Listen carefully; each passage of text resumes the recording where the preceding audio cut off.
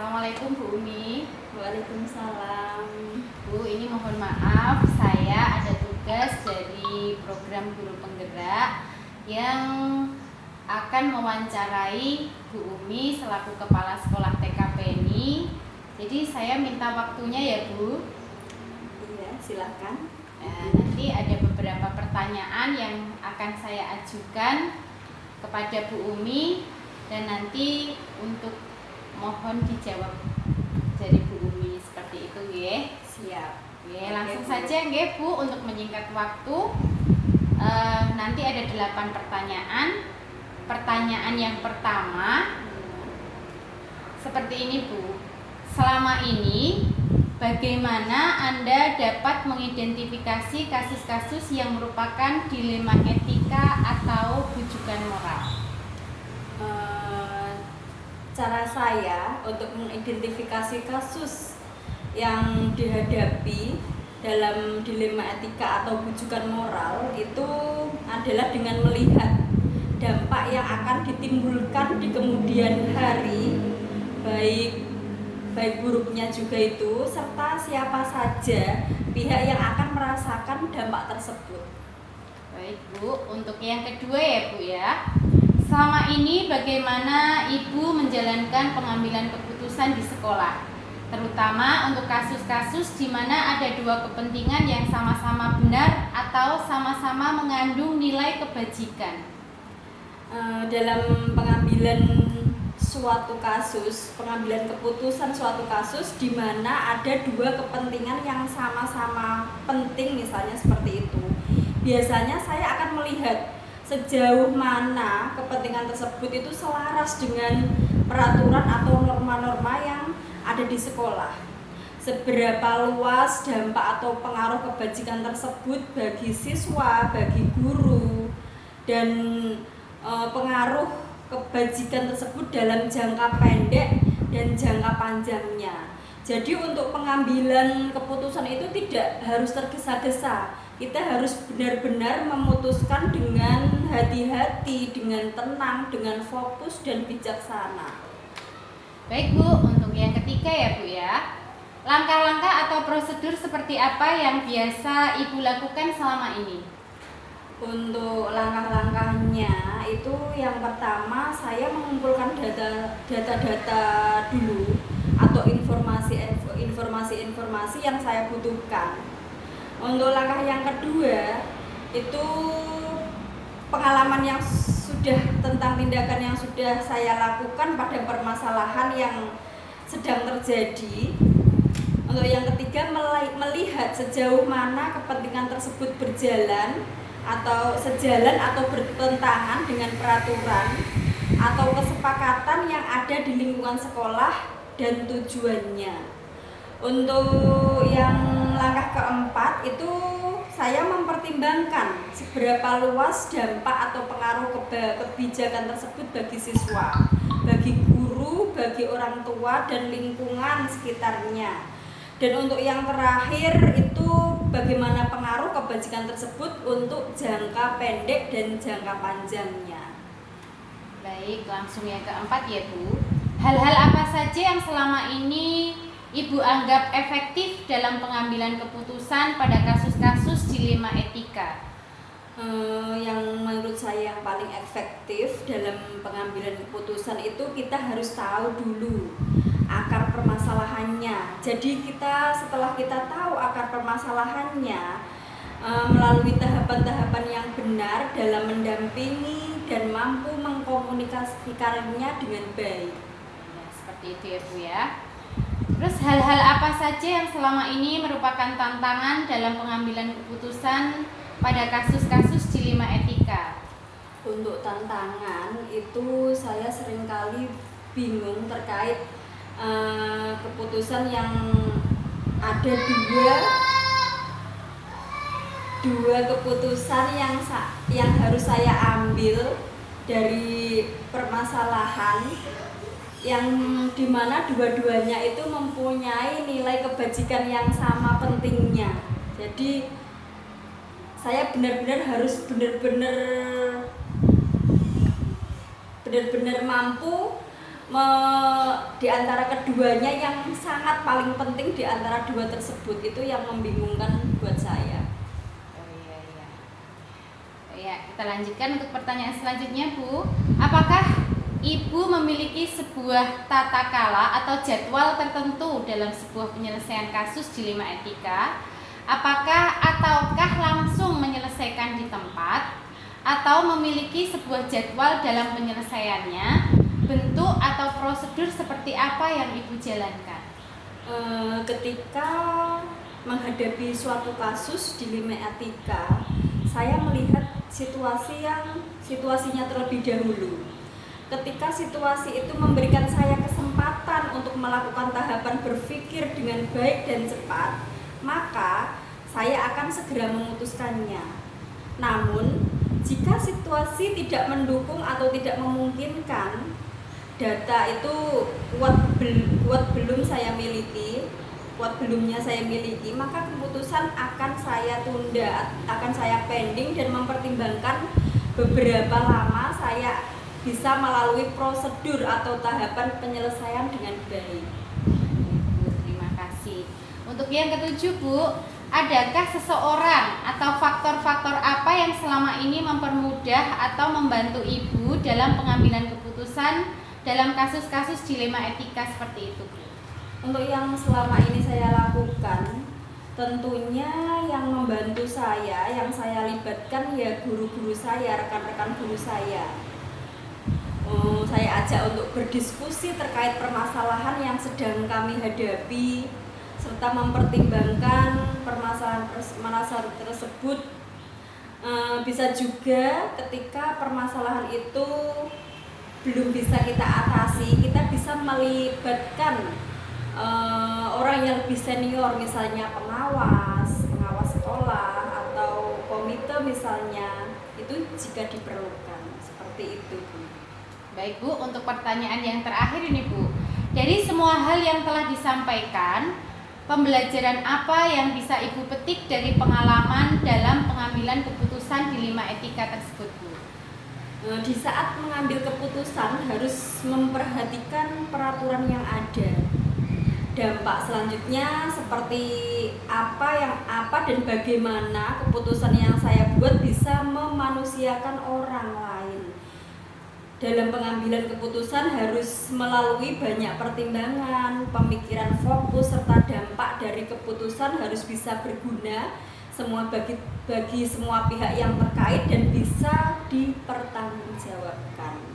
Baik, terima kasih Ibu untuk waktunya dan jawaban-jawaban dari Ibu atas pertanyaan yang saya ajukan sangat menginspirasi, ya. Semoga Ibu selalu diberi kesehatan dan sukses dalam memimpin instansi yaitu di TKPNI, ya Bu, ya. Sekali lagi terima kasih atas waktunya, Bu Umi. Sama-sama. Demikianlah percakapan saya dengan Ibu Umi Saadah selaku Kepala TKPNI, dan terima kasih. Sekian, Assalamualaikum warahmatullahi wabarakatuh. Waalaikumsalam warahmatullahi wabarakatuh.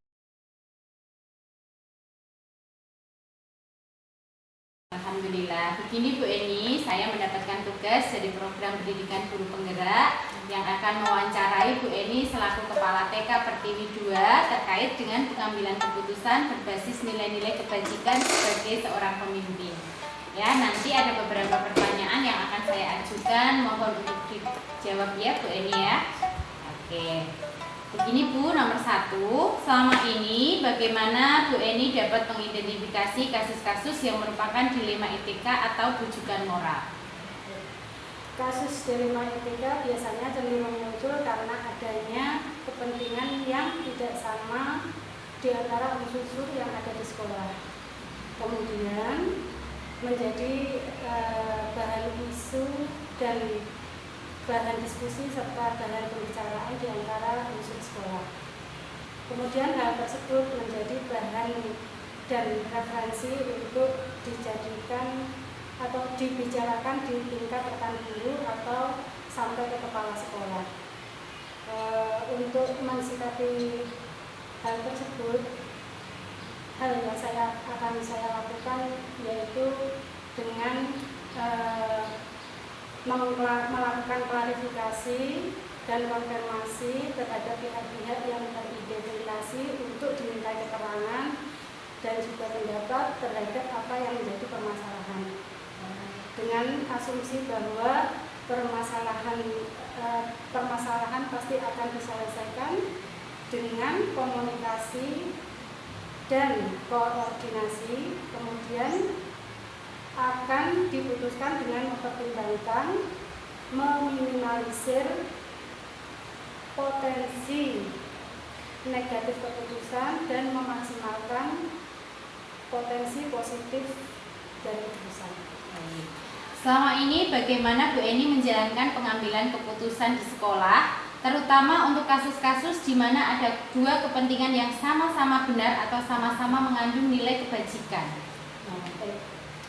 Untuk kasus dilema etika, saya akan mempertimbangkan kedua hal yang sama-sama benar tersebut, membenturkan faktor apa dan pihak mana, apakah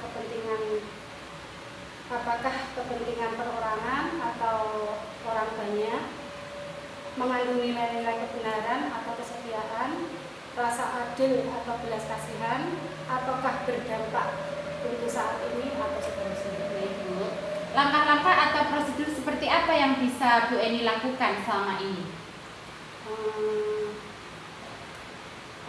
Suara hati dan akal itu harus jalan untuk memilih kebenaran yang paling kecil mudaratnya dan besar manfaatnya, dengan mempertimbangkan kepentingan peserta didik.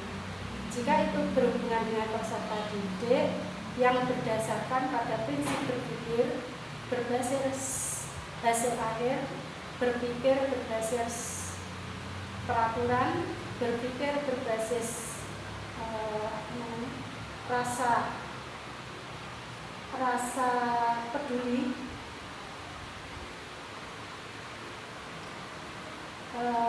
tahap berikutnya lakukan investigasi dengan memeriksa kembali fakta-fakta dan menemukan peluang, lalu buatlah keputusan. Kemudian keputusan ditinjau kembali hingga keyakinan kebenaran itu ada dalam lindungan Allah adalah keputusan yang bertanggung jawab. Hal-hal apa saja yang selama ini Bu Eni anggap efektif dalam pengambilan keputusan pada kasus-kasus dilema etika?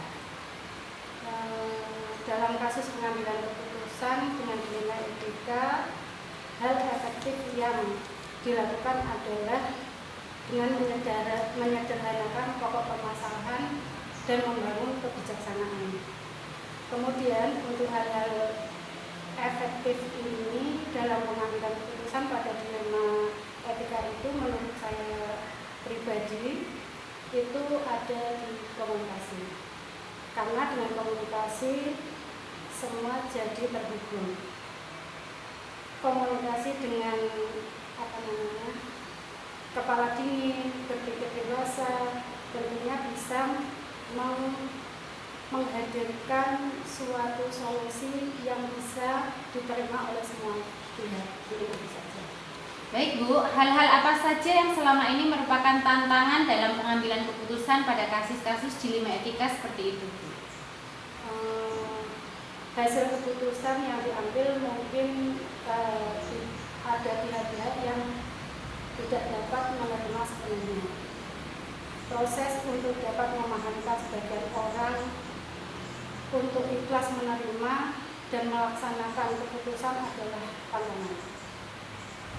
Serta untuk tetap setia dalam menjalankan keputusan pada kasus dilema etika itu, menurut saya tantangan itu ketika berkaitan dengan kepentingan pribadi. Sebagai kepala sekolah, saya mengesampingkan kepentingan dan pendapat pribadi jika kita harus bisa menerima dengan lapang dada jika tidak sesuai dengan pendapat kita. Jika itu lebih baik, kita harus siap menerima.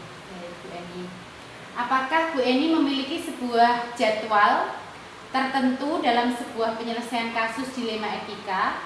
Apakah Anda langsung menyelesaikan di tempat atau memiliki sebuah jadwal dalam penyelesaiannya? Bentuk atau prosedur seperti apa yang Bu Eni jalankan? Kalau jadwal, tidak ada jadwal tertentu dalam menyelesaikan sebuah kasus. Prioritas kasus mana yang perlu diselesaikan secepatnya tergantung dari jenis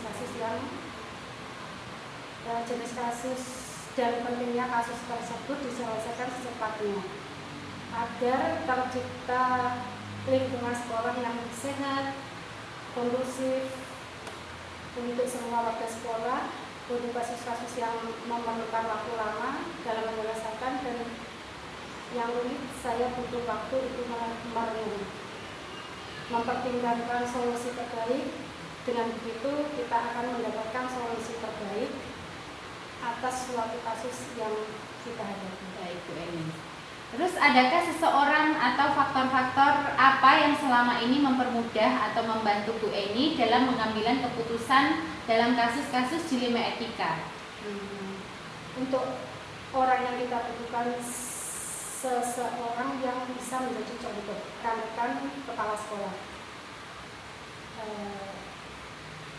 rekan-rekan kepala sekolah lain, pengawas atau yayasan atau pemangku kebijakan yang ada kaitannya dengan kasus tersebut. Untuk faktor penunjang adalah teknologi, baik kemudian dalam komunikasi, dan kita bisa memanfaatkan teknologi sebagai referensi atau solusi yang serupa dari Google atau aplikasi yang lain. Baik Bu Eni, dari semua hal yang telah Ibu sampaikan, pembelajaran apa yang bisa dipetik dari pengalaman Bu Eni dalam pengambilan keputusan dilema etika? Dari semua yang saya sampaikan, pembelajaran berasal dari pengalaman saya ketika mengambil keputusan terkait dilema etika, yaitu bagaimana saya memposisikan diri saya sebagai seorang pemimpin yang harus menemukan kebijakan terbaik agar semua pihak bisa menerima hak dan melaksanakan tanggung jawabnya dengan sebagaimana mestinya, tanpa ada yang merasa terintimidasi. Maka kita sebagai pemimpin harus bijaksana agar keputusan yang kita ambil tidak merugikan salah satu pihak. Mungkin itu yang bisa saya sampaikan. Baik, terima kasih Bu Eni atas waktunya.